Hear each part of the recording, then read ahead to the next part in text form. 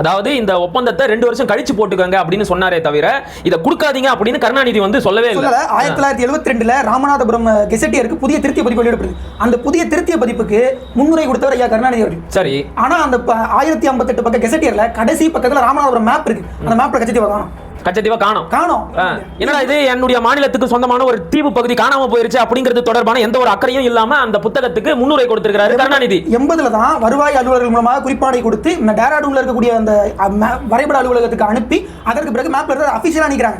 அபிஷியலா நிக்கிறதுக்கு முன்னாடி கெசட்டியர் அணி எப்படி நிக்கிறேன் 1972 80ல இருக்கக்கூடியதுல நீ இப்பதான் குறிப்பான கொடுத்திருக்க 72 எப்படி நிக்கிறேன்? அப்ப இவருக்கு முன்னாடியே தெரியும் இந்த தீவு கொடுக்க போறாங்க அப்படின்னு. அண்ணாவினுடைய காலத்துல இருந்து அவர்கள் கச்சத்தீவை ஒரு பெரும் பொருட்டாக எடுத்து கிடையாது. மீனவர்களுடைய உரிமையை அவர்கள் மெத்தனமாக தான் பார்த்துருக்காங்கன்றது வெளிப்படையா தெரியும்.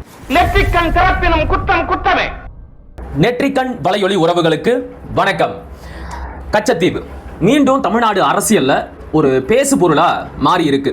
2 நாளைக்கு முன்னாடி தமிழ்நாட்டின் முதலமைச்சர் ஐயா மு.க. ஸ்டாலின் அவர்கள் கச்சத்தீவை மீண்டும் மீட்டெடுக்க வேண்டும், இலங்கை அரசுடன் போடப்பட்ட ஒப்பந்தத்தை மறுபரிசீலனை செய்ய வேண்டும் அப்படின்னு சொல்லி ஒரு தீர்மானத்தை கொண்டு வந்திருக்கிறாரு.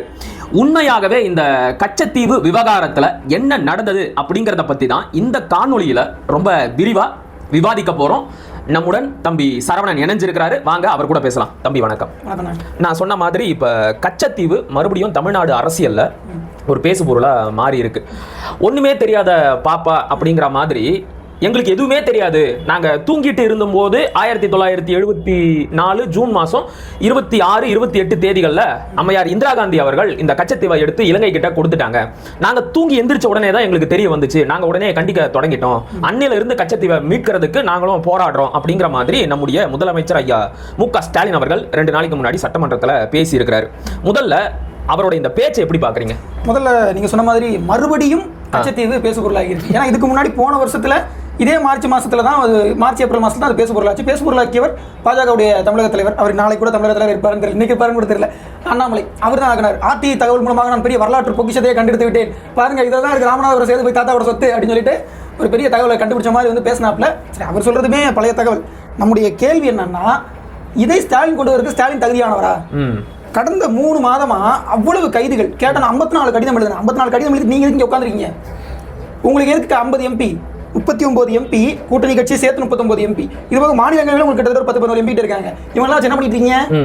இத்தனை ஆண்டுகள்ல இவங்க யாராச்சும் இந்த கச்சத்தீவு மீட்பை பத்தி நாடாளுமன்றத்தில் பேசி இருக்காங்களா? எனக்கு தெரிஞ்சு முரசொலி மாறன் பேசினாரு, ஒரு சிலர் பேசியிருக்காங்க, இல்லன்னு சொல்லல. இப்பதான் ஐயா டி.ஆர். பாலு இது தொடர்பா ஏதோ ஒரு அறிக்கை கொண்டு வந்திருக்காரு. ஒரு ஒத்திவைப்பு தீர்மானம், ஒரு கவனிப்பு தீர்மானம் கொண்டு வந்திருக்காரு. நம்முடைய கேள்வி என்னன்னா, கடந்த ஒரு 6 மாதங்களுக்குள்ளேயே இந்த மீனவர்களை, கைது செய்யப்பட்ட மீனவர்களுக்கு கையில் சங்கிலி போடுறது, மொட்டையடிக்கிறது, அவங்களை கழிவறை சுத்தம் செய்ய சொல்லி கட்டாயப்படுத்தினது, இலங்கையில் இருக்கக்கூடிய போலீஸும் இலங்கையில் இருக்கக்கூடிய ராணுவமும் அவர்களை கொடுமைப்படுத்தல. அப்பெல்லாம் நீங்க என்ன வாய் திறந்தீங்க? நான் இன்னொரு கூடுதலான தகவலையும் சொல்றேன். ஐயா மு.க. ஸ்டாலின் அவர்கள் ஆட்சிக்கு வந்த அடுத்த ஆண்டு 2022 இந்திய கடற்படையாலேயே ஒரு தமிழக மீனவர் வந்து சுடப்பட்டார். ஐயா ஸ்டாலின் அவர்கள் பெருசா எந்த ஒரு ரியாக்ஷனும் கொடுக்கல. நீங்க சொன்ன மாதிரி அதை தொடர்ந்து இலங்கை கடற்படையால பல்வேறு தாக்குதலுக்கு உள்ளானாங்க நம்முடைய தமிழ்நாட்டை சேர்ந்த மீனவர்கள். அப்பெல்லாம் அமைதியா இருந்துட்டு இப்ப திடீர்னு கச்சத்தீவை மீட்க போறோம் அப்படின்னு பேசுறதுக்கு பின்னாடி என்ன காரணம் இருக்கும் அப்படின்னா, நீங்க குறிப்பிட்ட மாதிரி கடந்த ஆண்டும் இதே மார்ச் மாசம் நெருக்கத்துல தான் கச்சத்தீவை பத்தி பேசினாங்க. ஏன்னா அப்ப நாடாளுமன்ற தேர்தல் பக்கத்துல வந்துச்சு, இப்ப சட்டமன்ற தேர்தல் வரப்போகுது. இப்போ மார்ச் 28 கடந்த வெள்ளிக்கிழமை மார்ச் 28 அன்னைக்கு டி.ஆர். பாலு ஒரு நாடாளுமன்றத்தில் ஒரு கேள்வி கேட்டிருக்காரு. அன்ஸ்டார்டு கொஸ்டினா இருந்த அந்த கொஸ்டினுக்கு வந்து வெளியுறவுத்துறை அமைச்சகத்துல இருந்து பதில் கொடுத்திருக்காங்க. என்ன பதில் கொடுத்திருக்காங்கன்னா, கடந்த 2021 ஒரு படகு, சிங்கள ராணுவத்தினுடைய ஒரு படகு வந்து மீனவர்களுடைய படகை மோதி கவிழ்த்ததால 3 பேர் இறந்துட்டாங்க அப்படின்னு சொல்லிட்டு அதை மட்டும் அவங்க தனி ஒரு தகவல் கொடுத்துருக்காங்க. மற்ற இடங்கள்லாம் கைது மட்டும் தான் பண்ணியிருக்காங்கன்ற எண்ணிக்கை. 21 கவிழ்க்கப்பட்டாங்க இல்லையா, கவிழ்க்கப்பட்டு கொல்லப்பட்டாங்க. ஆக்சுவலாக கவிழ்க்கப்பட்டதுன்றத விட அவங்க கொல்லப்படுறதுக்காகவே கவிழ்க்கப்பட்டிருக்காங்க, படகு கவிழ்க்கப்பட்டு. இப்போ இந்த 3 பேருடைய மரணத்துக்கு அவங்க என்ன பதில் சொன்னாங்க? இதுக்கப்புறம் செல்வ பெருந்தகைன்னு பெரிய அறிவாளி, பெருந்தகைன்னு பேர் வச்சிருக்காரு. ஒரு குறுந்தொகை அளவுக்காக அறிவு வேணும், கொஞ்சம் கூட மண்டையில மூளை இல்ல. காங்கிரஸ் கட்சிக்கு போனா அந்த அளவுக்குலாம் அறிவு இருக்கு, மட்டும் தான் இருக்கும். முட்டு கொடுத்தா மூளையை கழட்டி வச்சு முட்டு கொடுப்பாங்க, அந்த அளவுக்கு அறிவாளிகளா இருப்பாங்க. ஜாயின்ட் ஒர்க்கிங் குரூப் அப்படின்னு சொல்லிட்டு ஒன்று இருக்குது. நாங்க 2011 மன்மோகன் சிங் இருக்கும்போது தொடங்கி வச்சது. அதனுடைய மீட்டிங் வந்து இப்போ வரைக்கும் நடத்தவே இல்லை பாஜக ஆட்சிக்கு வந்ததுக்கு பிறகு அப்படின்னு பேசுறேன். பாஜக ஆட்சிக்கு வந்த பிறகு 4 மீட்டிங் நடந்துச்சு, 3 மீட்டிங் நடந்துச்சு. இது கூட தெரியல இருக்கு. அக்டோபர் 29 ஒரு மீட்டிங் நடந்திருக்கு, போன அக்டோபர் 29. அது தமிழ்நாடு அரசின் சார்பாக உங்க பிரதிநிதி கலந்துட்டு இருப்பாருல்ல, என்ன பேசினார் மினிட் சொல்லுங்க பார்ப்போம். அறிவு வேண்டாம் செல்வப்பிறந்தகை கொஞ்சமாவது. இல்ல அவருக்கு வந்து இதை பத்தி எல்லாம் தெரியாது. அவரை பத்தி யாராவது விமர்சனம் பண்ணா அவங்க வீட்டுக்கு ஆள் அனுப்பி அவங்க வீட்டுல சாக்கடை கழிவுகளை ஊத்துறதுக்கு மட்டும்தான் அவருக்கு தெரியும். முன்னாடி கிருஷ்ணசாமிக்கு பண்ணாரு, இப்ப சவுக்கு சங்கருக்கு பண்ணியிருக்காரு. நாம அவரை விட்டுருவோம். நான் முன்னாடியே குறிப்பிட்ட மாதிரி இந்த தீவை எடுத்து கொடுக்கும் போது திமுக அரசு என்ன செஞ்சுக்கிட்டு இருந்தது? அன்றைக்கு முதலமைச்சராக இருந்த ஐயா கருணாநிதிக்கு இதை பற்றி எதுவுமே தெரியாதா? எதுவும் தெரியாத ஒரு வெள்ளந்தி நல்ல மனிதர் அப்படின்னா நம்ம ஏத்துக்கணும்ல. அதாவது செல்வப்பிறந்தகை சொல்ற அந்த விஷயங்களுக்கு பதில் சொல்லும் விதமாகவே இந்த சொன்ன கொண்டு போனா சூப்பரா ஒரு வரலாறு புரிஞ்சுக்கலாம். அவர் என்ன சொல்றாரு, ஒரு சொட்டு தண்ணி கூட இல்லாத 282 ஏக்கர் அப்படின்னு சொல்லிட்டு பேசுறாரு. அந்த 285 ஏக்கர் 20 சென்ட் மொத்த இடம். அவருடைய சர்வே 1650. சொட்டு தண்ணி கூட இல்ல. செல்வப்பிறந்தகை போய் பாத்துருக்காரு. செல்வப்பிறந்தகை கச்சத்தீவு போயிருக்காரு. ஐயா கச்சத்தீவு எந்த திசையில இருக்காரு உனக்கு தெரியுமா? தெரியுமா உனக்கு? தெரியாம பேசிட்டு இருக்கீங்க. ராமநாதபுரம் அந்த ராமேஸ்வரம் கோயில் இருக்கு இல்லையா, ராமநாத சுவாமி மலைவளர் காதலியம்மன் திருக்கோயிலுடைய நந்தவனம் கச்சத்தீவு இருந்துச்சு. ஆமா. அது போக அதனுடைய கால்நடைகள், அந்த கோவிலுடைய சொந்தமான, அந்த கோவிலுக்கு சொந்தமான கால்நடைகள் கச்சத்தீவுல தான் மேய்ச்சல் நிலம் வைக்கப்பட்டு அங்கதான் அவங்க அந்த கால்நடையுடைய பண்ணை, அந்த ஒரு மேய்ச்சல் நிலம் அங்கதான் இருந்துச்சு. அந்த நந்தவனத்திலிருந்து கொண்டு வரப்படக்கூடிய பூக்கள் தான் ராமேஸ்வரம் கோவிலுக்கு வந்து அர்ச்சனைக்கு பயன்படுத்தப்பட்டிருக்கு. அந்த கால்நடைகள் மூலமாக பெறப்படக்கூடிய பால், பஞ்சகவியங்கள் போன்றவை தான் அந்த கோவிலுக்கு பயன்படுத்தப்பட்டிருக்கு. இதுல கூடுதலான இன்னொரு தகவல் என்ன அப்படின்னா, அந்த தீவுல இருக்கிற அந்தோனியார் கோவில் வந்து தங்கச்சி மட பாதிரியாரோட பராமரிப்புல தான் இருந்துச்சு. சீனிக்குப்பன் படையாச்சிங்கிற ஒரு மீனவர் தான் கட்டுறாரு. அதற்கு இன்றைக்கு வரைக்கும் திருவிழா நடத்துறது யாருன்னா ராமநாதபுரம் தங்கச்சி மாவட்டத்தை சேர்ந்த பங்கு தந்தை அந்த குருமார் தான் நடத்துறாரு. நம்முடைய கேள்வி என்னன்னா, இது இந்த தீவை கொடுக்க சொல்லி உங்களுக்கு யார் சொன்னது? அது தண்ணி இல்லன்னு உங்களுக்கு தெரியுமா? நந்தவனமே இருந்துச்சு. நம்ம நாங்க சொன்ன மாதிரி இவர் என்ன சொல்ல போறாரு? இப்போ நந்தவனத்துல தண்ணி இல்லாம எப்படி பூ பூக்கும், மேய்ச்சல் நிலத்துல எப்படி தண்ணி இல்லாம புல் முளைக்கும்?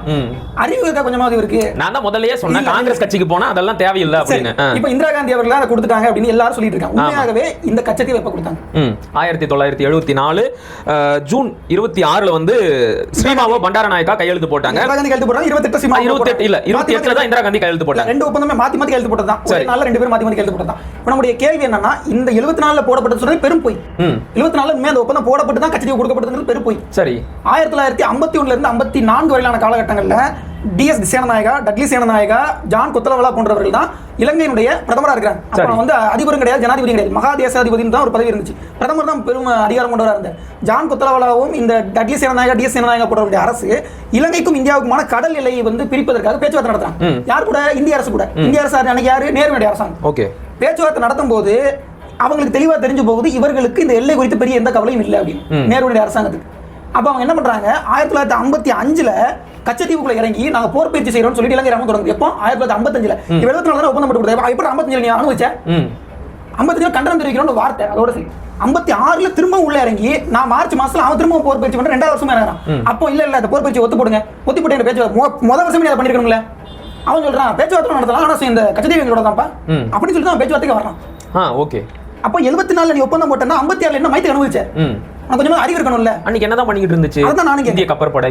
அதான் நான் கேட்கிறேன். சரி பண்ணி நாங்க திமுக வந்து 74 நாடாளுமன்றத்தில் பெருசா பேசிட்டாங்க அப்படின்னு. நாடாளுமன்றத்தில் எல்லாரும் பேசினாங்க. நானே ஒத்துக்கிறேன். நாடாளுமன்றத்தை ஆவணத்தை படிச்சு பார்த்தேன். அப்படியா? வெளிநடப்பு செஞ்சுட்டாங்க அப்படின்னு தான் சொல்றாங்க. யார் யாரெல்லாம் திமுக சார்பா நாடாளுமன்றத்தில் பேசினது? அது அன்னைக்கு வந்து வடசென்னையுடைய நாடாளுமன்ற உறுப்பினராக இருந்த நாஞ்சில் மனோகரன் வந்து பேசியிருக்கார். தொடக்கத்தில் என்ன சொல்றாருன்னா, நாங்கள் வெளிநடப்பு செய்ய போதாக முடிவு செய்து விட்டோம். நாங்கள் வெளிநடப்பு செய்வதற்கு முன்பு இது குறித்து எங்களுடைய கருத்துக்களை வெளிப்படுத்துவதற்கு வாய்ப்பளிக்க வேண்டும் அப்படின்னு நாஞ்சில் மனோகரன் சொல்றாரு. சொன்னதற்கு பிறகு திருச்சியினுடைய கும்பகோணத்துடைய நாடாளுமன்ற உறுப்பினராக இருக்கக்கூடிய அன்றைய ராச்செழியன் அவர்கள் பேசுறாரு. பேசும்போது திஸ் அக்ரிமெண்ட் இஸ் டிஸ்கிரேஸ், இது ஒரு அநீதியான, இது ஒரு அன்ஹோலி அக்ரிமெண்ட் அப்படின்னு சொல்லிட்டு இது அன்கான்ஸ்டிடியூஷனல் சொல்லி பேசுற ராச்செழியன் தான். மாற்றுக்கருத்து அரசியலமைப்பு சட்டத்திற்கு எதிரானது. ஆமா, அவர் பேசியிருக்கிறார். இல்லன்னு அதை மறைக்கல, உள்ளபடியே சொல்லுவார். ராச்செழியன் திமுக ராச்செழியன் பேசியிருக்கிறார். இதற்கு பிறகு அந்த நாடாளுமன்ற தொகுதி, அதாவது கச்சத்தீவு ராமநாதபுரம் மக்களவை தொகுதியில் வருது. ராமநாதபுரம் மக்களவை தொகுதியுடைய நாடாளுமன்ற உறுப்பினர் யாருன்னா பி.கே. மூக்கையா தேவர், ஃபார்வர்ட் பிளாக் கட்சியை சேர்ந்தவர். அவர் பேசுறார். பேசும்போது என்னுடைய கான்ஸ்டிடியூன்சிக்குள்ள வருது, நீங்க இந்த தீவை கொடுத்தது மூலமாக எதிர்காலத்தில் மீனவர்கள் பாதிக்கப்பட போகிறார்கள், இது எதிர்காலத்தில் போர்க்களமாக மாறும், போர்க்களமாக மாறும், ஃபியூச்சர் வார் பேஸுக்கான தொடக்கத்தை நீங்க பண்ணி வச்சிருக்கீங்க, படகுகள் நிக்குது, மீனவர்களுடைய வாழ்க்கை அபாயத்தில் இருக்கு, மிக தெளிவா பேசினார். எந்த அளவுக்கு வந்து தொலைநோக்க சிந்திச்சிருக்காரு பாருங்க. இன்னொருத்தர் பேசுறார், முக்கியமான நபர் முகமது ஷெரீஃப்ங்கிறவர். நம்ம மூக்கையா தேவர் மட்டும் தான் நினைக்கிறோம். சரி, இந்த முகமது ஷெரீஃப் ஏன் முக்கியமான நபர்னா, அப்ப அவர் பெரியகுளம் நாடாளுமன்ற உறுப்பினர் தான். ஆனா அதற்கு முன்னாடி 67 இருந்து 70 வரை காலகட்டத்தில் அவரும் ராமநாதபுரம் தொகுதியுடைய மக்களவை உறுப்பினராக இருந்திருக்கிறார்.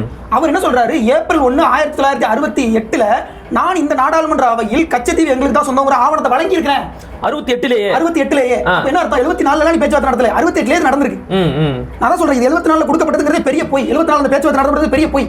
1949லேயே கச்சத்தீவு எங்களுக்கு சொந்தம் சொல்றான். 49ங்கிறது இந்தியா சுதந்திரம் அடைந்த நேரம். இந்தியா சட்டம் கூட வரல, குடியரசு கூட ஆகல. அப்ப நீ என்ன அறிவோட இருந்திருக்க? நேரு என்ன ஒரு அறிவோட ஆட்சி? இல்ல, அவர் சொன்னதா ஒரு கூற்று இருக்கு, எனக்கு இந்த சின்னஞ்சிறிய தீவின் மீது எந்த ஒரு பெரிய அக்கறையும் இல்லை அப்படின்னு அவர் சொன்னதா ஒரு பதிவு இருக்கு. உண்மையா சொல்லியிருக்காரு. அப்படியே 1956ல திருச்சியினுடைய நாடாளுமன்ற உறுப்பினர் அனந்தன் நம்பியார். சரி. அனந்தன் நம்பியார் நாடாளுமன்றத்தில் குறித்து கேள்வி எழுப்புறார். அதற்கு இந்த சின்னந்திரிய தீவு பற்றி 2 நாடுகளும் சச்சரவு விட்டுக்க வேண்டிய அவசியமா கிடையாது. அதனால வந்து சிங்கள நாடு நம்ம அண்டை நாடு, அவங்களோட நம்ம உறவோடே இருப்போம். இதே கருத்து ஏன் வந்து ஜம்மு காஷ்மீர்ல வர மாட்டேங்குது? அவருடைய சொந்த ஊர்ல அவர் அப்படிதான் இருப்பாரு. ஓ, காஷ்மீர் பண்டித் இல்ல அவரு. அவர் அப்படிதான் இருப்பாரு. அதாவது தன்னுடைய கடல் எல்லைகள் குறித்து எந்த விதமான கவலையும் கொள்ளாமல் நீண்ட நாட்களாக இந்தியா இருந்து விட்டதுன்னு இந்தியாவே அப்படிங்கிற நூல்ல இன்னைக்கு இருக்கக்கூடிய வெளியுறவுத்துறை அமைச்சர் ஜெய்சங்கர் சுப்ரமணியம் எழுதி, புத்தகத்தோட பேரு இந்தியாவே. இந்திய வழி. இந்திய வழி சொல்லிட்டு ஒரு நூல் எழுதியிருக்கிறாருல. அவர் வந்து வெளியுறவுத்துறை அமைச்சருக்காக மேற்கோள் காட்டல, நீண்ட காலமாக வெளியுறவுத்துறை செயலாளராக பல நாடுகளின் தூதுவராக இருந்தவர். கண்டிப்பா வெளியுறவுத்துறையில அந்த ஃபாரின் அஃபேர்ஸ்ல அறிவு மிக்கவர். அதனால தான் நான் மேற்கோள் காட்டுறேன். கடல் எல்லைகள்ல இந்தியா நீண்ட நாட்களாக கவனம் செலுத்தவே இல்லை. எந்த ஒரு அக்கறையும் இல்லாம இருந்திருக்காங்க. அதனாலதான் வருஷத்துக்கு 260 பேரை நீ பாகிஸ்தான் சிறையில இருந்து குஜராத் மீனவர்களை வீட்டு கொண்டு வர, 130 குஜராத் மீனவர்கள் வருஷத்துக்கு பாகிஸ்தான் சிறையில இருந்து கூட்டு வர. ஜனவரி 1 ஜூலை 1 இந்த 2 நாட்கள்லயும் பாகிஸ்தான் சிறையில் இருக்கக்கூடிய இந்திய மீனவர்களை விடுவிச்சிருந்து ஒப்பந்தம் போட்டு வச்சிருக்கேன். பாகிஸ்தான் மீனவர்களை குஜராத் மீனவர்களை காப்பாற்ற வக்கில்லாத மோடி அரசு நம்மளை காப்பாற்ற போதா? இதுல நீங்க குறிப்பிட்டது வந்து பாத்தீங்கன்னா ஒரு முக்கியமான செய்தி. இத்தனை ஆண்டுகளாக எல்லாரும் என்ன நம்பிக்கிட்டு இருந்தாங்க அப்படின்னா, இந்த தீவை எடுத்து கொடுக்கும் போது அதற்கு திமுக எந்த ஒரு எதிர்ப்பையும் தெரிவிக்கல, ஐயா மூக்கையா தேவர் மட்டும்தான் இதை எதிர்த்து பேசினாரு அப்படின்னு நினைச்சுக்கிட்டு இருந்தாங்க. ஆனா நீங்க வந்து திமுகவை சேர்ந்த இரா செழியன், அதன் பிறகு வந்து பாத்தீங்கன்னா நாஞ்சில் மனோகரன் பேசியிருக்கிறாரு. கூடவே வந்து பெரிய ஆளே கிடையாது, முகமது ஷெரீஃபும் எதிர்ப்பு தெரிவிச்சிருக்காங்க. இவங்களும் எதிர்ப்பு தெரிவிச்சிருக்காங்க அப்படிங்கிறீங்க. நீங்க எப்ப எதிர்ப்பு தெரிவிச்சிருக்கணும்? 1968 எடுத்துக்கணும். முதல்ல 1968 முகமது ஷெரீப் அவர் பேசியிருக்காரு. என்னுடைய கேள்வி என்னன்னா, 2 சமீப சோசியலிஸ்ட் சட்டசபை உறுப்பினர்கள் தமிழ்நாடு சட்டப்பேரவையில கவன ஈர்ப்பு ஒத்திவைப்பு தீர்மானம் கொண்டு வந்து கச்சத்தீவை பத்தி பேசணும் சொன்னது 1968 தமிழ்நாடு சட்டமன்றத்திலே. அன்றைக்கு தமிழ்நாட்டில் ஆட்சி பொறுப்பில் இருந்த திமுக 138 சட்டமன்ற உறுப்பினர்கள், 138 பேருக்கு அறிவு எங்க போச்சு? 2 பேருக்கு அறிவு இருந்திருக்கல. என்ன பண்ணாங்க? ஒண்ணுமே பண்ணல. சரி, ஓகே. இப்ப நான் என்ன கேக்குறேன் அப்படின்னா, இந்த விஷயங்களை எல்லாம் ஒத்தி வச்சிருவோம். நீங்க சொல்றதை வச்சு பார்த்தா இது 1955ல இருந்தே இந்த தீவை கொடுக்கிறதுக்கான முடிவுக்கு இந்திய அரசு வந்துருச்சு. இந்தியா சுதந்திரம் இருந்தே கடல் எல்லைகளை கைப்பற்றணும்ங்கிற இலங்கை தெளிவா இருந்திருக்கு. இன்னொரு கேள்வி என்ன அப்படின்னா, இந்த தீவு கொடுக்கப்படும் போது தமிழ்நாட்டில் முதலமைச்சராக இருந்தது ஐயா கருணாநிதி அவர்கள். அண்ணா அவர்கள் இது ஆக்கிரமிக்கும் போது அண்ணா வேடிக்கை பார்த்திருந்தார். இல்ல நான் சொல்றது 1974 68ல மீண்டும் கச்சத்தீவுக்குள்ள இறங்க. 68ல யார் முதலமைச்சராக? இல்ல நான் அந்த கதையை விட்டுருங்க. நான் சொல்றது வந்து 1974ல இந்த ஒப்பந்தம் போடப்படும் போது தமிழ்நாட்டின் முதலமைச்சராக இருந்தது ஐயா கருணாநிதி அவர்கள். ஒப்பந்தம் போட்டதுக்கு அப்புறமா கச்சத்தீவோட கட்டுப்பாட்டுல போச்சா? ஒப்பந்தம் போடப்படுவதற்கு முன்பே கச்சத்தீவு கட்டுப்பாட்டுல ஒப்பந்தம் போடப்படுவதற்கு முன்பாகவே அவங்க ஆக்கிரமிக்க தொடங்கிட்டாங்க. ஆனா இந்த ஒப்பந்தம் போடப்பட போகுது அப்படிங்கிறது தொடர்பான தகவலை அன்றைய வெளியுறவுத்துறை அமைச்சரான கேவல் சிங் மூலமாக கருணாநிதிக்கு தெரிவிக்கப்பட்டதாக சொல்றாங்களே, இது உண்மையா? வெளியுறவுத்துறை செயலரா? ஓகே, சுரன் சிங் தான் அமைச்சரா இருந்தார். நம்முடைய கேள்வி என்னன்னா, அவன் படையெடுத்து ஆக்கிரமிச்சிருக்கான். படையெடுத்து ஆக்கிரமிச்சது நீ எப்படி அனுபவிச்ச? நீ என்ன ராணுவம் வச்சிருக்க? ஆக வந்து இவங்க எதையுமே கவனிக்கல 68ல இருந்து. அதான் நானும் கேக்குறேன். நேதாஜி சுபாஷ் சந்திர போஸ் இந்திய பெருங்கடல்ல இருக்கக்கூடிய தீவுகள் ரொம்ப முக்கியம்னு சொல்லிட்டு அவர் போரின் போது முதல்ல அதான் கைப்பற்றினார். 1943 ஆசாத் இந்தியாவுடைய கொடியெல்லாம் அங்கதான் ஏத்தினார். நீ அந்த தீவுகள் மேலே கொஞ்சம் கூட கவனம் இல்லாம இருக்க, உனக்கு கொஞ்சமா அறிவு இருக்கா? இதுதான் நான் என்னுடைய கேள்வி. நீ படையெடுத்து ஆக்கிரமிச்சிருக்காங்க. படையெடுத்து ஆக்கிரமிச்சது நீ எப்படி அனுபவிச்ச? நீ படையெடுத்து ஆக்கிரமிச்சதுல இருந்து எதிர்த்து நீ உன் கட்டுப்பாட்டுல கொண்டு வந்துட்டு அப்புறமா இந்த ஒப்பந்தத்தை பத்தி பேசி ஒப்பந்தம் போட்டு கொடுத்திருந்தா நியாயம். நீ ஒப்பந்தம் போட்டு கொடுத்தது ஆக்கிரமிப்புல இருக்கும்போது உனக்கு யார் இந்த அனுமதியை கொடுத்தது? உனக்கு யாருக்கு உரிமையை கொடுத்தது? வேற ஒன்றும் கிடையாது. 1968 நாடாளுமன்றத்தில் கேட்கும்போது இவங்க என்ன சொல்றாங்க? பதில் சொல்றாங்க, நாங்க இது குறித்து தமிழ்நாடு அரசு கிட்ட ராமநாதபுரம் சேதுபதி மன்னர் குறித்து தகவல் கேட்டிருக்கோம். 68ல இவங்க சொன்ன பதில் நாடாளுமன்றத்தில் கூட வெக்கமா இருக்கு. வெக்கமே இல்லையா? இப்படிதான் கேட்கவே தோணுது. ராமநாதபுரம் சேதுபதி மன்னர் குறித்து உனக்கு தெரியாதா? இந்தியாவுடைய முதல் அட்டார்னி ஜெனரல் 51ல இருந்து 62 வரைக்கும் பதவியில இருந்து எம்.சி. செதல்வாட் அவர் கச்சத்தீவு இந்தியாவுக்குரியதுன்னு நிரூபிச்சிருக்காரு. எம்.சி. செதல்வாட் கிட்ட போய் கேட்கறத விட தமிழ்நாடு அரசு போய் கேட்கறாங்க. இப்பதான் இதுதான் நான் கேட்கறேன், அறிவு இல்லை, அறிவு இருக்கா இல்லையா அப்படின்னு. எம்.சி. செதல்வாட் இந்தியாவுடைய முதல் அரசு தலைமை வழக்கறிஞர், இந்தியாவுடைய முதல் அட்டார்னி ஜெனரல், நீண்ட கால அட்டார்னி ஜெனரலா இருந்தார் 12 வருஷத்துக்கு மேல. எனக்கு என்னன்னா இதை கேட்டு தான் தெரிஞ்சுக்கணும் அப்படின்னு இந்திய அரசுக்கு என்ன அவசியம் இருக்கு? ஏன் கேட்கிறேன் அப்படின்னா, ஆங்கிலேயர் காலத்தில் போடப்பட்ட அனைத்து ஒப்பந்தங்கள் தொடர்பான எல்லா ஆவணங்களும் இந்திய ஆவண காப்பகத்துல பாதுகாப்பா இருக்கு. இப்ப குறிப்பா வந்து பாத்தீங்கன்னா 1660ல டச்சு கிழக்கிந்திய கம்பெனி ராமநாதபுரம் மன்னர் சேதுபதி கிட்ட தான் வந்து பாத்தீங்கன்னா இந்த தீவுல குத்தகைக்கு எடுக்கிறதுக்காக ஒப்பந்தம் போட்டுருக்காங்க. அது தொடர்பான செப்பேடுகளும் இருக்கு, டச்சு கிழக்கிந்திய கம்பெனியோட அபிஷியல் ரெக்கார்ட்ஸும் இருக்கு. அதன் பிறகு 200 ஆண்டுகள் கழித்து 1873 1880 1885 இந்த காலகட்டங்கள்ல ஆங்கிலேய கிழக்கிந்திய கம்பெனியோட ராமநாதபுர சேதுபதி அரசர் வந்து ஒப்பந்தம் போட்டுக்கிறார் குத்தகைக்காக இந்த தீவுல. அப்ப இது தொடர்பான ரெக்கார்ட்ஸ் எல்லாம் இருக்கும்ல, இதெல்லாம் எடுத்து பார்த்திருந்தாலே இந்த தீவு யாருக்கு சொந்தம் அப்படிங்கிறது தெரிய வந்திருக்கும். எல்லாத்துக்கும் மேல நீங்க தொடக்கத்திலேயே குறிப்பிட்ட மாதிரி இந்த குறிப்பிட்ட தீவானது 1250 சர்வே எண் கொண்டு ராமேஸ்வரத்துல இருக்கிற பத்திரப்பதிவு துறையில பதிவு செய்யப்பட்டது. இது எல்லா ஆவணங்களும் அங்க இருக்கும்ல. இந்த ராமேஸ்வரம் கோயிலுக்கு நந்தவனமும் அந்த கால்நடை வளர்ப்புக்கான மேய்ச்சல் நிலமும் அங்க இருந்துச்சு இல்லையா? இதை வந்து கவனிப்பதற்காகவும் இதை கணக்கெழுதுவதற்காகவுமே ராமநாதபுரம் மன்னர் சேதுபதி மன்னருடைய இல்லமான ராமலிங்க விலாசம் இருக்கு. அந்த ராமலிங்க விலாசத்துல ஒரு தனி எழுத்தர் இருந்தார். அந்த தீவுக்குனே அதை வந்து தனியாக கவனிக்கிறது ஒரு எழுத்தர் இருந்திருக்காரு. இந்த அளவுக்கு நிர்வாக ரீதியாக வந்து கட்டமைப்பு ஒழுங்காக இருக்கு. சரி, 1921 ஒப்பந்தம் போடுறாங்க. அந்த 21 போடப்பட்ட ஒப்பந்தத்தில் கூட என்ன சொல்றாங்கன்னா, இதுல வந்து ராமநாதபுரம் மன்னருக்கு தான் உரிமை இருக்குது, நாங்க மீன்பிடி சம்பந்தமா இதுல ஒரு எல்லைக்காக தற்போதைக்கு தற்காலிகமா ஒரு ஒப்பந்தம் போடுறோம். அதுல அவங்க இலங்கைக்கு இந்த கச்சத்தீவு பகுதியை எல்லைன்னு போடுறாங்க. ஆனா அந்த ஒப்பந்தத்தை அடிப்படையா வச்சுக்கிட்டு தான் இந்த தீவு எங்களுக்கு சொந்தம் இலங்கை பேசிக்கிட்டு இருக்கு. அதான் பெரிய முட்டாள்தனம். அவங்க என்ன சொல்றாங்கன்னா, எதிர்காலத்தில் government of Madras or government of India இந்த பகுதிகள் மீது உரிமை கோரினால் அதை இந்த ஒப்பந்தம் தடை செய்யாது. முடிஞ்சிருச்சு. அவங்க ஒப்பந்தத்தை சொல்லிட்டான். அந்த ஒப்பந்தத்தை வச்சு நீங்க எல்லை பிரிக்க முடியாது, இது தடை செய்யாதுன்னு போட்டிருக்கான். 1924 அறிவிலாமலாம் போடல, அவனு தெளிவா தான் போட்டிருக்கான். அதற்கு பின்னாடி நீங்க 40 இவங்க ஆக்கிரமிக்க விட்டுருக்காங்க. 49 இவன் முதல்ல கச்சத்தீவு எங்களுக்கு சொல்லும் போது நீ அறிவோட இருந்திருக்கணும். 50 முழுமையாக ஆக்கிரமிக்க தொடங்கிட்டாங்க. 68 அண்ணாவுடைய ஆட்சியின் போது 2 சமஸ்த சோசியலிஸ்ட் உறுப்பினர்கள் பேசினாங்கல்ல, இந்த 138 திமுக உறுப்பினர்கள் எங்க போச்சு அறிவு? இந்த அத்தனை காங்கிரஸ் உறுப்பினர்களுக்கு எங்க போச்சு அறிவு? நான் எல்லாரும் சேர்த்து கேட்கிறேன், காமராஜர் உட்பட எல்லாருமே சேர்த்தே நான் கேட்கிறேன், இவங்களாம் எங்க போச்சு அறிவு? வேற ஒன்றும் கிடையாது. இந்த நாடாளுமன்ற விவாதம் 1974 ஜூலை மாசம் தான் நாடாளுமன்ற விவாதம் நடக்குது. நீங்க கச்சத்தீவை கொடுக்கறதுக்கு முதல்ல நாடாளுமன்றத்தில் ஒரு சட்ட திருத்தம் கொண்டு வந்து என்ன கொடுத்துருக்கணும்? கொண்டு வராம எப்படி கொடுத்தீங்க? கொண்டு வந்து கொடுத்திருந்தா நீங்க அவசரமா நாடாளுமன்றத்தை கூட்டி ஒரு அவசர திருத்தமாக கொண்டு வரணும். அவசர திருத்தமாக கொண்டு வந்தீங்களா? ஜூன் மாதம் நாடாளுமன்றம் கூடவே இல்லை. ஜூலை 22 தான் நாடாளுமன்றம் கூடுது. ஜூலை 23 தான் நாஞ்சில் மனோகரன் ராஜலிங்கம் பேசுறாங்க. பி.கே. தியோங்க இன்னொரு சமஸ்த சோசியலிஸ்ட் உறுப்பினர், அவர் ஒடிசாவை சேர்ந்தவர். ஆனா அவர் சமஸ்த சோசியலிஸ்ட் உறுப்பினராக இருக்காரு. சமஸ்த சோசியலிஸ்ட் கட்சியில பத்தி பேசியிருக்காங்க போல, அதனால அவருக்கு தெரிஞ்சிருக்கு. அவரும் கேட்கிறார். பி.கே. தியோ சொல்றாரு, இந்த ஒப்பந்தத்தை ஏற்றுக்கொள்ள முடியாது, இது இந்தியாவுடைய பாதுகாப்புக்கு அச்சுறுத்தலானது, இது பாதுகாப்பு கண்ணோட்டத்தில் பார்த்தா சிக்கலானது, இதனால ஒரிசாக்காரன் பேசுறான்றீங்க, எவனா பேசுறான். ஆனா வந்து தமிழ்நாட்டில் இருக்கிற ஒருத்தனுக்கும் அதை பத்தி அக்கறை இல்ல. நான் கேட்கிறேன், சமஸ்த சோசியலிஸ்ட் கட்சியில இருந்து இன்னைக்கு எத்தனை பேருக்கு தெரியும்? ஒருத்தருக்கு தெரியாது. இன்னைக்கு ஒரு கட்சி இருக்கானே தெரியாது. ஆனா அவங்க அந்த கட்சி இருந்து 3 பேருக்கு அறிவு இருக்கு. இந்த கட்சி, இந்த காமராஜருக்கும் இந்த காங்கிரஸ்காரங்களுக்கும் இவங்களுக்கு இல்லையே. ஏன் இந்த ஒரு மெத்தன போக்கு? அதுதான் நம்மளுடைய கவலையா இருக்குது. இன்னொரு கேள்வி என்னன்னா, 1974 ஜூன்ல தான் நீங்க ஒப்பந்தம் போட்டு கொடுக்குறீங்க. நம்முடைய கேள்வி என்னன்னா, 1974 மார்ச் மாதம் 11ஆம் நாள் நாடாளுமன்ற மாநிலங்களவையில் ஓபி தியாகின்ற உத்தரப்பிரதேச சேர்ந்த மாநிலங்களவை உறுப்பினர் பேசுறாரு. உத்தரப்பிரதேசத்து ஆமா, அவரும் பேசுறாரு. என்ன சொல்றாரு? பாதுகாப்பு கண்ணோட்டத்தில் இதை வழங்க இருப்பதாக நான் கேள்விப்பட்டேன். மீன்பிடி உரிமையை மட்டும் இந்தியா தக்க வைத்துக் கொள்ள இருப்பதாக ஸ்டேட்ஸ்மேன் இதழ் மார்ச் 7ஆம் தேதி செய்தி வெளியிட்டிருக்காங்க அப்படின்னு அதை மேற்கோள் காட்டி பேசுறாரு. பேசிட்டு இதை பாதுகாப்பு கண்ணோட்டத்தில் இலங்கைக்கு வழங்குவது சரியல்ல, அதனால் இதில் நாம வந்து கவனம் எடுக்கணும், இதை வந்து நம்ம இது பண்ணணும். அது மட்டும் இல்ல, 1949 இலங்கை கச்சத்தீவுகளின் சொல்ல ஆரம்பிச்சிட்டாங்க. அவர் தான் குறிப்பிடுறாரு. அது போக நம்ம தமிழ்நாடு அரசோட ரகசிய பேச்சுவார்த்தை நடத்தினா அவங்க முடியாதுன்னு சொல்லியிருக்காங்க அப்படின்னு. அதுக்கு பிறகுதான் நீங்க சொன்ன கேவல் சிங் போனது வந்ததெல்லாம். அப்போ இது ஏற்கனவே பேச்சுவார்த்தை நடந்திருக்கு. அதுல அவங்க எதிர்ப்பு ஓபி தியாகி எதிர்ப்பு தெரிவிச்சிருக்காரு, பாதுகாப்பு கண்ணோட்டத்தில் இதை வழங்கக்கூடாதுன்னு சொல்லியிருக்காரு. இவ்வளவு நடந்திருக்கு. இதெல்லாம் ஒரு வரலாறு அறிந்த தமிழன் பார்த்துக்கிட்டு இருந்தா மனசு எவ்வளவு பொறுமும். உண்மையாகவே ஒரு தமிழன் பார்த்துட்டா ஒடிசாக்காரன் பேசுறான், உத்தரப்பிரதேசக்காரன் பேசுறான், தமிழ்நாட்டில் இருந்து நீங்க என்னதான்டா பேசுறீங்க அப்படிங்கிற கேள்வி வரும். டெல்லியில இருக்கக்கூடிய ஸ்டேட்ஸ்மேன் இதழ் செய்தி வெளியிட்டு இருக்குன்னா நமக்கு என்ன அறிவு இல்லாம போச்சு? அப்ப அதுக்கு அந்த கேள்வி வருது. இதை பார்த்துட்டு இருக்கக்கூடிய ஒரு வரலாறு அறிந்த தமிழன் இதை பார்க்கும்போது என் கண்ணு முன்னாடியே கச்சத்தீவு கலவு போகுதுடா, இது நியாயமா அப்படின்னு ஒரு மனசு பொறுமை இல்ல. அந்த வரலாற்று அறிந்த தமிழன் யாருன்னா சேர் ராசுதான். கரெக்ட். 1974 ஜனவரி 3 இருந்து 9 வரையிலுமான காலகட்டத்தில் யாழ்ப்பாணத்தில் உலக தமிழராட்சி மாநாடு நடக்குது. 5வது மாநாடு என்னுடைய நினைவு. அந்த மாநாட்டுக்கு போகும்போது அந்த மாநாட்டுக்குன்னு சொல்லிட்டு அந்த முத்திரையெல்லாம் வடிவமைப்பாங்க. காவி நிறம் பொருந்திய ஒரு சின்ன மஞ்சப்பை மாதிரி அந்த காவி பையில வந்துட்டு அந்த உலக தமிழராட்சின்னு சொல்லிட்டு அந்த முத்திரை வடிவமைப்பு பையெல்லாம் வச்சுட்டு போட்டு போயிருக்கேன். கச்சத்தீவுக்கு போறாரு. கச்சத்தீவுக்கு போனா அங்க இலங்கையுடைய ராணுவ வீரர்கள், இலங்கையுடைய போலீஸ்காரங்க, இலங்கையுடைய ராணுவ ஹெலிகாப்டர் அந்த தீவை வட்டமடிக்குது. இலங்கையுடைய கஜவாக என்கின்ற போர்க்கப்பல் அந்த தீவுல வந்து நிலைநிறுத்தப்பட்டிருக்கு. இவ்வளத்தையும் பார்த்து ஐயா இந்த தீவு நம்ம கிட்ட தானே இருக்குது, எப்படி இவங்களாம் வந்தாங்க அப்படின்னு ஒரு கேள்வி அவர் மனசுக்குள்ள இருக்கு. அதுக்கப்புறம் கச்சத்தீவு அந்தோனியார் ஆலயத்துக்குள்ள போறாரு. அந்த திருவிழாக்கெல்லாம் போயிட்டு வந்துட்டேன். வந்ததுக்கு பிறகு அவர் ஒரு திங்கள் இதழில் ஒரு மாத இதழில் எழுதுறாரு, கச்சத்தீவை நம்ம கண்ணு முன்னாடியே பறி போயிட்டு இருக்குங்க. ஏப்ரல் மாசம் எழுதுறாரு. மார்ச் மாசம் ஓபி தியாகி பேசினதை இவர் தான் அந்த ஏப்ரல் இதழில் குறிப்பிடுறாரு. எவ்வளவு வேதனையா இருந்திருக்கும் அவருக்கு. கண்டிப்பா. அப்போ இதெல்லாம் பார்க்காம அன்னைக்கு இருக்கக்கூடிய திமுக உறுப்பினர்களும் இவங்கெல்லாம் எங்க போனாங்க? காங்கிரஸ் உறுப்பினர்கள் இல்ல. கேவல் சிங் கேட்டபோது ஐயா கருணாநிதி அவர்கள் எதிர்ப்பு தெரிவிச்சதா சொல்றாங்களே, எப்ப எதிர்ப்பு தெரிவிச்சீங்க? என்னுடைய கேள்வி ரகசியமான பேச்சுவார்த்தை நடக்குது அப்படிங்கிறீங்களா? இப்படி ஒரு செய்தி வந்திருக்கு, இது கூடாதுன்னு சொல்லி வெளிப்படையா பேசுனீங்களா? நீங்க வெளிப்படையா பேசுனீங்களா? 2 வருஷம் தள்ளி போடலாம், 3 வருஷம் தள்ளி போடலாம், ஏன் ஆட்சி முடிஞ்சிட்டுங்க அப்படிதான் சொன்னாங்க. சொல்றாங்க நீங்க அதுக்கப்புறம் தீர்மானம் போட்டுனதுக்கு, அதாவது இந்த ஒப்பந்தத்தை 2 வருஷம் கழிச்சு போட்டுக்கங்க அப்படின்னு சொன்னாரே தவிர இதை கொடுக்காதீங்க அப்படின்னு கருணாநிதி வந்து சொல்லவே இல்லை. 1972 ராமநாதபுரம் கெசட்டியருக்கு புதிய திருத்திய பதிப்பு வெளியிடப்படுது. அந்த புதிய திருத்திய பதிப்புக்கு முன்னுரை கொடுத்தவர் ஐயா கருணாநிதி அவர்கள். சரி. ஆனா அந்த 1058 பக்க கெசட்டியர்ல கடைசி பக்கத்துல ராமநாதபுரம் மேப் இருக்கு. அந்த மேப்ல கச்சத்தீவு வரணும். கச்சத்தீவை காணோம்.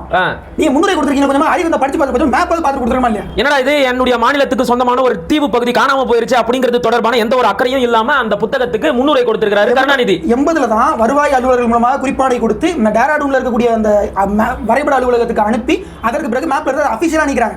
அபிஷியலா நிக்கிறதுக்கு முன்னாடி கெசட் ரெடி எப்படி நிக்கிறேன் 1972 80ல இருக்கக்கூடியதுல நீ இப்பதான் குறிப்பான கொடுத்திருக்க 72 எப்படி நிக்கிறேன்? அப்ப இவருக்கு முன்னாடியே தெரியும் இந்த தீவு கொடுக்க போறாங்க அப்படின்னு. அண்ணாவினுடைய காலத்துல இருந்து அவர்கள் கச்சத்தீவை ஒரு பெரும் பொருட்டாக எடுத்து கிடையாது. மீனவர்களுடைய உரிமையை அவர்கள் மெத்தனமாக தான் பார்த்துருக்காங்கன்றது வெளிப்படையா தெரியும் விஷயத்துல இருந்து. அதாவது அன்றையிலிருந்தே மீனவர்களுக்கு துரோகம் செய்து இருக்கிறார்கள் திமுகவினர். கம்யூனிஸ்டுகளும் துரோகம் பண்ணிருக்காங்க. கல்யாண சுந்தரம் பேசும்போது நாங்க இந்த தீவு கொடுத்தத வரவேற்றிருக்கோம். இல்ல நீங்க கம்யூனிஸ்ட் விட்டுருங்க, அவங்க வந்து என்னைக்குமே தமிழ் இனத்திற்கு உண்மையாக இருந்ததில்ல. என்றைக்கு ஜீவா மறைந்தாரோ அன்றைக்கே எல்லாம் முடிஞ்சு போச்சு. சரியா? ஆமா, அன்றைக்கு அது எல்லாமே மறைஞ்சு போச்சு. அதனால அவங்கள பத்தி பெருசா கவலைப்பட தேவையில்லை. கம்யூனிஸ்டுகள் என்றாலே இன்றைய காலகட்டத்தில் தமிழ் இன விரோதிகள் அப்படின்னு தான் பொருள் கொள்ளப்படும். அதனால அவங்கள விட்டுருங்க. கம்யூனிஸ்ட், காங்கிரஸ், திமுக இவங்க எல்லாருமே இந்த விஷயத்துல எதிராக தான் இருந்திருக்கிறாங்க அப்படிங்கிறது தெளிவா தெரியுது. இப்ப எனக்கு என்ன கேள்வி அப்படின்னா, ஐயா மோடி அவர்கள் இலங்கைக்கு போயிருக்கிறாரு. இந்த கச்சத்தீவை குத்தகைக்கு எடுக்க போறதா ஒரு பேச்சு அடிபடுது. சிரிக்காதீங்க சரியா? மீனவர்களின் நலனுக்காக இந்த தீவை, அதாவது நாம வந்து இலங்கைக்கு நிறைய உதவிகள் செஞ்சிருக்கிறோம். அதுக்கு ஈடா இந்த தீவை வந்து எங்களுக்கு 99 ஆண்டுகள் லீஸுக்கு கொடுங்க அப்படின்னு கேட்க போறதா ஒரு செய்தி கசிஞ்சது. அது உண்மையா? அதுக்கு வாய்ப்பு இருக்கா? ரணில் விக்ரமசிங்கவுடைய காலத்துல வந்துட்டு இலங்கையில ஒரு வின் பவர் ப்ராஜெக்ட் அதானிக்கு வழங்க காற்றாலை. ஆமா, காற்றாலை மின்சாரம் வந்து இந்த இலங்கைக்கு வந்து வழங்குவதற்காக ஒரு ஒப்பந்தம் போடப்பட்டது. சரி, அந்த ஒப்பந்தம் வழங்கப்பட்ட போதும் சரி, ஃபசில் ராஜபக்சே இருந்த போது அதானிக்கு சில ஒப்பந்தங்கள் வழங்கப்படுவதற்கான பேச்சுவார்த்தை நடந்த போதும் சரி, அங்க இருக்கக்கூடிய பவர் இன்ஜினியர்ஸ் எல்லாம் போராட்டம் பண்ணாங்க. அப்படியா? ஆமா, பெரிய அளவுல போராட்டம் பண்ணாங்க. அதானி இங்க நுழைய விடக்கூடாதுன்னு நம்ம பெரிய கண்டனங்கள்லாம் அங்க இருந்துச்சு. ஆனால் ரணில் விக்ரமசிங்கே கொடுக்குறாரு. எத்தனை ரூபாய் கொடுக்குறாரு தெரியுமா? 8.27 சென்ட் அமெரிக்க சென்ட்டுக்கு ஒரு யூனிட் மின்சாரம் அப்படின்னு கொடுக்குறாரு. அனுரகுமாரா வந்து அன்னைக்கே சொன்னாரு இந்த ஒப்பந்தம் நியாயமற்றது, நான் வந்தா இதை ரத்து செய்வேன். இப்ப அவர் வந்துட்டாருல, வந்தவர் என்ன பண்ணிட்டு இருக்காரு? ஏங்க எனக்கு 4.57 சென்ட்டுக்கே வந்து ஒரு யூனிட் மின்சாரம் கொடுக்குறதுக்கு ஆள் இருக்குது. இன்னொரு நிறுவனம் அப்படிதான் சொன்னிச்சு. உன்கிட்ட நான் எதுக்கு 8 சென்ட்டுக்கு வாங்கணும்? அவன் 4 சென்ட்டுக்கே தரேன், 4 சென்ட்டுக்கே தராங்க, 8.4 சென்ட் கேட்கறீங்க அப்படின்னு இப்ப அவர் கேட்டுட்டு இருக்காரு. அதனால அந்த ஒப்பந்தத்தை ரத்து செய்வதற்காக அந்த ஒப்பந்தத்தை இப்போதைக்கு செயல்படுத்தாமல் வைத்திருக்காரு. 440 மில்லியன் ப்ராஜெக்ட், $440 மில்லியன் ப்ராஜெக்ட்டை வாங்கி கொடுக்கணும், அதை செயல்படுத்த வைக்கணும். அதாவது அதானிக்கு அந்த ஒப்பந்தத்தை எப்படியாவது வாங்கி கொடுக்கணும். அதுக்கு தான் மோடி போயிருக்காரு. 4-5 நாட்கள் இன்னைக்கு மோடி வந்து இலங்கையில தான் இருக்காரு இல்லையா? என்னங்க ஏதோ மீனவர் நலனுக்காக பேச போயிருக்காருன்னு சொல்றாங்க. அவர் குஜராத் மீனவர்கள் முதல்ல பாதுகாக்கட்டும், நான் முதல்லயே சொன்னேன். 130 மீனவர்கள் ஒவ்வொரு வருஷமும் பாகிஸ்தான் சிறையில இருந்து வர்றாங்க. ஒரு 2014 இருந்து 2024 வரைக்கும் 2600 மீனவர்கள் பாகிஸ்தான் சிறையில இருந்து மீட்கப்பட்டிருக்காங்க அப்படின்னு சொல்றாங்க. அப்ப எத்தனை பேர் கைது பண்ணான்? குறைஞ்சபட்சம் 3000 பேர் கைது பண்ணா 2600 பேர் விடுவிச்சிருக்க முடியும். அப்ப அவ்வளவு பேர் அவன் கைது பண்ணிருக்கான். நீ எங்க மீனவர்கள் ஓ மீனவர்கள் முதல்ல காப்பாத்தி அதுக்கப்புறமா இங்க வா. அதுதான் நான் சொல்றது. இந்த பவர் ப்ராஜெக்ட் இது போக இன்னொரு ப்ராஜெக்ட் இருக்கு. அது என்னன்னா கொழும்போட இருக்கக்கூடிய போர்ட்ல பெஸ்ட் கண்டெய்னர் டெர்மினல், சரக்கு வர்த்தக முனையம், சரக்கு பெட்ட வர்த்தக முனையம், அந்த வர்த்தக முனையத்தினுடைய ப்ராஜெக்டையும் இவர் அதானிக்கு வாங்கி கொடுத்துட்டாருன்னா அவர் இன்னும் நிறைய சம்பாதிப்பார். ஏற்கனவே குஜராத்ல இருக்கக்கூடிய அந்த டெர்மினலையுமே சரக்கு வர்த்தக முனையத்துமே அதானிக்கு தான் கொடுத்தாங்க. அவர் அதை நல்லா சம்பாதிச்சார். அதே மாதிரி இந்த முனையத்தையும் அவர்கிட்ட கொடுக்கணும் அப்படின்னு சொல்லிட்டு அவங்க பாக்குறாங்க. கென்யால அதாவது இவர் அமெரிக்கால பண்ண ஊழல், அதானி அமெரிக்கால பண்ண ஊழல் தெரிஞ்சுக்கணுமா, கென்யா எல்லா ப்ராஜெக்டையும் கேன்சல் பண்ணிட்டாங்க தெரியும். ஆனா அப்போதும் கூட இந்த அனுர அரசு இதெல்லாம் ஒப்பந்தத்தையும் நிறுத்தல. இந்த ஒப்பந்தத்தை பத்தி எங்களுக்கு இந்த ஊழலை பத்தி எங்களுக்கு கவலை இல்லை. ஆனா அவங்களுக்கு விலையை குறைச்சு கொடுக்கணும் மட்டும் தான் அவங்களுடைய பிரச்சனை. யாரு? அனுரகுமாராவுடைய பிரச்சனை. அனுரகுமார் என்ன சொல்றாரு? இப்போ விலையை குறைச்சு கொடுங்க, இந்த ஒப்பந்தத்தை நான் செயல்படுத்தணும் அப்படின்னு தான் சொல்றேன். சோ இந்த விஷயத்துல பிசினஸ் பேச்சுவார்த்தை நடத்தி அதானிக்கு ப்ராஜெக்ட் வாங்கி கொடுக்கறதுக்காக தான் மோடி போயிருக்காரு தவிர்த்து அவர் மீனவர்கள் நலனுக்காக போகல. அப்படிலாம் யாரும் நம்பிடாதீங்க அப்படிங்கிறீங்க. யாரும் நம்பாதீங்க. அவர் போயெல்லாம் அதை வந்து மீட்டு கொடுப்பாருங்கிறதெல்லாம் தேவையில்லாது. ரெண்டாவது, கடந்த காலத்தில் ராஜபக்சே அரசாக இருந்தாலும் சரி, ரணில் விக்ரமசிங்கே அரசாக இருந்தாலும் சரி, அனுரகுமாரோட அரசாக இருந்தாலும் சரி, அவங்க எல்லாருமே ஒரு தமிழர் தான் மீன்வளத்துறை அமைச்சராக வைப்பாங்க. இப்ப கூட சேதுராமலிங்கம் நினைக்கிறேன், ராமலிங்கம்ன்றவர் தமிழரை வச்சு தமிழர்களுக்கு எதிராக பேச வைப்பாங்க. அவர் தான் இப்ப மீன்வளத்துறை அமைச்சராக இருக்காரு. அவரை வச்சு தமிழ் மீனவர்களுக்கு எதிரான ஒரு கோபத்தை கிளப்புறது, அங்க இருக்கக்கூடிய மீன்பிடி சங்கத்தில் தமிழர்களுக்கு எதிரானவர்களை, தமிழர்களுக்கு எதிரான மனநிலை கொண்டவர்களை அங்கே மீன் சங்க தலைவர்களாக மாற்றுவது, இந்த வேலையெல்லாம் டக்ளஸ் தேவானந்தா பண்ணாரு. இப்ப ராமலிங்கமா தான் பண்ணிட்டு இருக்காரு. யாருக்கு எந்த வித்தியாசமும் கிடையாது. தெளிவா பண்ணிட்டு. இப்ப இந்த மோடி தொடர்பான செய்தியில மட்டும் இன்னொரு விஷயத்தையும் நான் தெளிவுபடுத்துறேன். ஐயாவுக்கு வந்து தமிழ்நாட்டின் மீனவர்கள் மீதும் அவர்களின் வாழ்வாதாரத்தின் மீதும் அவ்வளவு அக்கறை இருந்திருந்தா அவர் ஆட்சிக்கு வந்து இந்த 10 வருஷத்துல என்றைக்கோ கச்சத்தீவு விவகாரத்திற்கு ஒரு முடிவு கட்டி இருக்க முடியும். ஆனா இத்தனை ஆண்டுகளாக அது தொடர்பா அவங்க எதுவுமே பேசல. இந்த தீவு விவகாரமாக சென்னை உயர்நீதிமன்றம், உச்சநீதிமன்றத்தில் தொடுக்கப்பட்ட வழக்குல இந்திய அரசு சார்பாக, இன்னும் தெளிவா சொல்லணும்னா பாஜக அரசு சார்பாக என்ன பதில் கொடுக்கப்பட்டது அப்படின்னா, இந்த தீவு கொடுத்ததுதான், அதுல மீட்டு எடுக்கணும் அப்படிங்கிற பேச்சுக்கே இடமில்லை அப்படின்னு நீதிமன்றத்திலேயே இவங்க பிரமாண பத்திரம் தாக்கல் பண்ணியிருக்காங்க. யாரு? பாஜக. கச்சத்தீவு இஷ்யூ செட்டில்டு இஷ்யூ, தீர்க்கப்பட்ட விவகாரம் பேசியிருக்காங்க. ஆமா, நம்முடைய கேள்வி என்னன்னா, தீர்க்கப்பட்ட விவகாரம் சொன்னதுக்கு அப்புறமா 2024 நாடாளுமன்ற தேர்தலின் போது தேர்தலுக்காக அண்ணாமலை அன்னைக்கு கிளப்பினாரு, இன்னைக்கு ஸ்டாலின் கிளப்பினாரு. பெரிய அவ்வளவுதான். ஒரு வெங்காயம் முழுக்க முழுக்க தேர்தல் நேரத்தில் வாக்குகளை குறிவைத்து மட்டுமே தான் இந்த பிரச்சனை முன்னெடுக்கப்படுகிறதே ஒழிய மீனவர்களின் நலன், தமிழர்களின் உயிர், இது தொடர்பாக இவங்களுக்கு எந்த ஒரு அக்கறையும் இல்லை அப்படிங்கறத வரலாற்று பூர்வமான தகவல்களை அடிப்படையாக வைத்து ரொம்பவே விரிவா விளக்கி சொல்லி இருக்கிறீங்க. ஒரு தகவலை சொல்லி நிறைவு செய்ய என்னன்னா, அன்றைக்கு பி.கே. தியோ அவர்கள் வந்து நாடாளுமன்றத்தில், ஒரிசாவுடைய நாடாளுமன்ற உறுப்பினர் நாடாளுமன்றத்தில் கச்சத்தீவு கொடுக்கப்பட்ட போது பேசின விஷயத்தை நான் வந்து குறிப்பிட விரும்புகிறேன். So under no circumstances the government has got any power under the constitution to cede even an inch of our country. நம்ம நாட்டின் இன்ச் நிலத்தை கூட இன்னொரு நாட்டுக்கு வழங்குவதற்கு இந்த அரசுக்கு சட்டப்பூர்வமான தகுதிகள் இல்லை. ஓகே, கான்ஸ்டியூஷனலா கிடையாது sir. They can not consider this country as the zamindari of the Congress party. காங்கிரசினுடைய ஜமீன்தாரியாக இந்தியாவை நிறுத்தி விடாதீர்கள் பி.கே. தியோ தெளிவா சொன்னார். 1985 வரைக்குமே இந்தியாவில் ஒரு சட்டம் இருந்துச்சு, இன்ஹெரிட்டன்ஸ் டாக்ஸ் அப்படிங்கிற மாதிரியான சட்டம், எஸ்டேட் டாக்ஸ் அப்படிங்கிற பேர்ல இருந்துச்சு. அந்த சட்டத்தின்படி ஒருவர் இறந்துட்டாருன்னா அவருடைய முழு சொத்துக்களும் வாரிசுகளுக்கு போகாது, குறிப்பிட்ட விழுக்காடு அரசு எடுத்துக்கும், மீதி தான் வாரிசுகளுக்கு போகும். இந்த சட்டத்தை 1985 ராஜீவ் காந்தி அவர்கள் நீக்கிறார். ஏன் நீக்கினார்னா, 84 அவங்க அம்மா இறந்து போனாங்கல்ல, அவங்களுடைய முழு சொத்தும் இவருக்கு அப்படியே வரணுங்கிறதுக்காக. 80 கோடி மக்களுக்கு பொதுவான ஒரு சட்டத்தை உன் சொத்து அப்படியே வரணுன்றதுக்காக நீ நீக்கின இல்ல. எங்க தாத்தா ராமநாத சேதுபதியினுடைய ஒட்டுமொத்த சொத்தையும் நீ பாதுகாக்காம எப்படி கொடுத்த? உங்க தாத்தா மோதிலால் நேருடைய சொத்தா நேருவும் இந்திரா காந்தி எடுத்து கொடுத்து விளையாடுறதுக்கு அப்படின்னு நம்ம கேட்க வேண்டியதா இருக்கு. இல்ல கேட்கலாம், நியாயமான கேள்விதான். நாக்கு புடுங்குற மாதிரி கேட்கணும். இந்த பக்கம் இன்னும் சிலர் பேசியிருக்காங்க, நாடாளுமன்ற உறுப்பினர்களையுமே சில வடக்கை சேர்ந்தவர்கள், தெற்கை சேர்ந்தவர்கள் எல்லாரும் பேசியிருக்காங்க. அவங்களுடைய பேச்சுக்களை நான் வரவேற்கிறேன். நிச்சயமா. இப்ப எனக்கு என்ன ஒரே கேள்வினா, இவ்வளவு துரோகங்கள் செய்த திமுகவிற்கும் காங்கிரஸ் கட்சிக்கும் தான் திரும்ப திரும்ப நம்முடைய மக்களும் வாக்கு செலுத்துறாங்க. இல்ல நான் ஒரு குறிப்பிட்ட விஷயம் செல்லுபிள்ளை சொல்றாரு, நம்ம வந்து இந்த 285 ஏக்கர் கொடுத்துட்டு 25 லட்சம் ஏக்கர் வாஜ் பேங்க் வாங்கிட்டோம் அப்படிங்கிறாரு. வாஜ் பேங்குக்கும் கொழும்புக்குமான தொலைவு எவ்வளவுனா 189 கிலோமீட்டர், சுமாரா 102 நாட்டிக்கல் மைல். ஆனா அதே வாஜ் பேங்குக்கும் கன்னியாகுமரிக்குமான தொலைவுங்கிறது 50 கிலோமீட்டர். அதுவும் நமக்கு தான் சொந்தம். கடல் எல்லையின்படி பார்த்தா அதுவும் நமக்கு தான் சொந்தம். நிச்சயமா. நீ அதை எப்படி அவனுக்கு சொந்தம், அவனோட நம்ம வாங்கிட்டோம், நம்மளோட அவன்கிட்ட கொடுத்துட்டோம்னு பேசுற? அறிவு இருக்கிறவங்க பேச மாட்டாங்க. திரும்ப ஏங்க நீங்க வேற, அவங்களுக்கு தான் அறிவு இல்லைன்னு சொல்லிட்டங்க. ஸ்வரன் சிங் நாடாளுமன்றத்தில் போய் சொல்றாரு, இலங்கையில இருந்து கச்சத்தீவு 10 மைல், நம்மள இருந்து கச்சத்தீவு 12 மைல் பேசுறாரு. கொஞ்சமாவது ஸ்வரன் சிங் அதான் கேட்க வேண்டியது. ஸ்வரன் சிங் பச்சை போய் பேசுறாரு. நமக்கும் கச்சத்தீவுக்குமான தொலைவு எவ்வளவு? நமக்கு அவங்களுக்கு தான் பக்கம், அவங்களுக்கும் கச்சத்தீவுக்குமான தொலைவு தான் அதிகம், 18 கிலோமீட்டர். நமக்கு அவங்களும் 12 கிலோமீட்டர் தான். இது தெரியாம பேசியிருக்கிறாரு இந்த ஸ்வரன் சிங் போன்றவர்கள். ஸோ முழுக்க அநீதியின் அடிப்படையில் பொய்யான வாக்குறுதிகள், பொய்யான ஸ்டேட்மெண்ட் அடிப்படையில் கொடுக்கப்பட்ட இந்த கச்சத்தீவு செல்லாதுன்னு இவங்க ஜெர்மனில் இருக்கக்கூடிய ஹாம்பர்க் கடல் தீர்ப்பாயத்துக்கு போகணும். இதுக்கு முன்னாடி என்ட்ரி கேலக்சி வழக்கு நீங்க போனீங்கல்ல? நிச்சயமா. என்ட்ரி கேலக்சி வழக்கில் 2 இத்தாலி கடற்படை வீரர்கள் கேரள மீனவர்களை சுட்டுட்டாங்கன்னு சொல்லிட்டு என்ட்ரி கேலக்சி வழக்கில் நீங்க அங்கே போனீங்களா இல்லையா? அதுக்கு முன்னாடி நேஷனல் ஆர்பிட்ரரி கவுன்சிலுக்கு போனீங்களா இல்லையா? இவ்வளவு இடத்துக்கு போனீங்கல்ல, இதுக்கும் போங்க, போய் இதை பேசுங்க, பார்க்கலாம் என்ன செய்யறாங்க அப்படின்னு. மறப்பது மக்களின் இயல்பு, அதை ஞாபகப்படுத்துவது நம்முடைய கடமை என்கின்ற அடிப்படையில் இந்த கச்சத்தீவு விவகாரத்தில் திமுக, காங்கிரஸ், கம்யூனிஸ்ட் இவங்களோட துரோகம் என்ன அப்படிங்கிறதையெல்லாம் பல்வேறு வரலாற்று தகவலோட தம்பி ரொம்பவே விரிவாக எடுத்து சொன்னார். மக்கள் இதையெல்லாம் பார்த்து புரிஞ்சுக்கோங்க. இவங்க யாருமே இந்த தமிழ் இனத்திற்கு உண்மையானவர்கள் கிடையாது. அதனால தேர்தலில் வாக்கு செலுத்தும் போது இந்த துரோகத்தை எல்லாம் மனசுல வச்சுக்கிட்டு வாக்கு பெட்டியில அந்த பட்டன்ல கைய வைங்க. அவ்வளவுதான் நம்ம சொல்றதுக்கு. மீண்டும் ஒரு காணொலியில தம்பி கூட நாம விரிவா பேசலாம். நன்றி, வணக்கம்.